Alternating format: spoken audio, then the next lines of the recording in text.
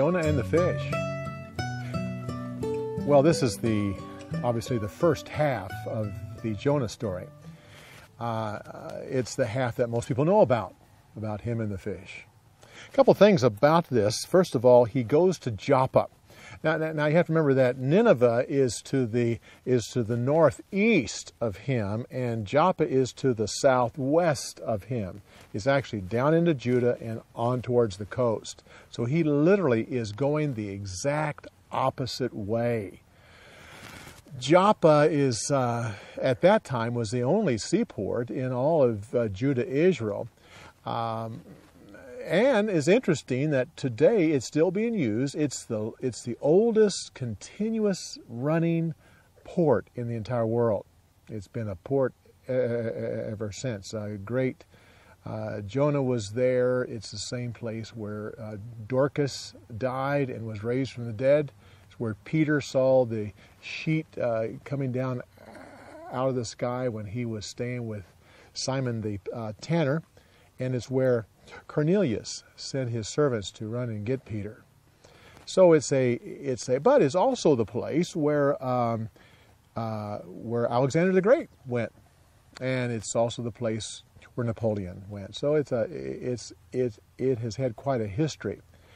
Today we know Joppa as something else. It's called Tel Aviv. Tel Aviv Joppa was the town that Tel Aviv grew out of. Now you can still go there, and the old city of Joppa is still there, but it's right down in the middle of Tel Aviv. Jonah reacted against Nineveh. There's a reason why he would not like the Ninevites, the Assyrians, because he was a prophet.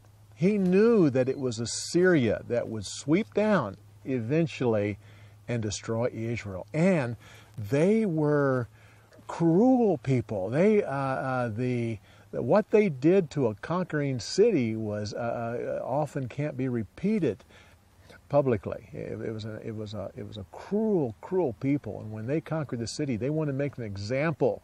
Do not resist us. If you do, you will suffer for it. So he did not want them. When he got news that they were going to be destroyed, that was good news. Why would he want to do anything to change that? Literally, I think that most people think that Jonah left because he was afraid. He wasn't afraid at all. If anything, he was a patriot. He was wanting to save his own people from those awful people of Assyria. He got a boat to go to Tarshish. Now, we don't really know where Tarshish is at. Most people hold that it's in western Spain. So you have to leave the Mediterranean and go around to the Atlantic side of Spain.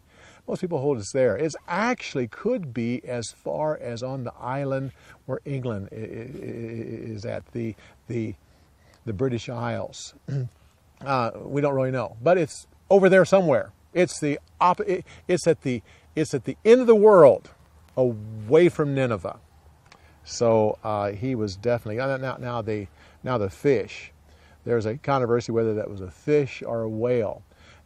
Actually, there's no easy way to answer that, because the word that is used for fish there simply means a sea creature, and some type of creature that lives in the sea. So it could have been a fish, it could have been a mammal, like a whale, or it could be something that God just created. So we really don't know. We do know, though, that people have been swallowed by whales and large fish and live to tell about it.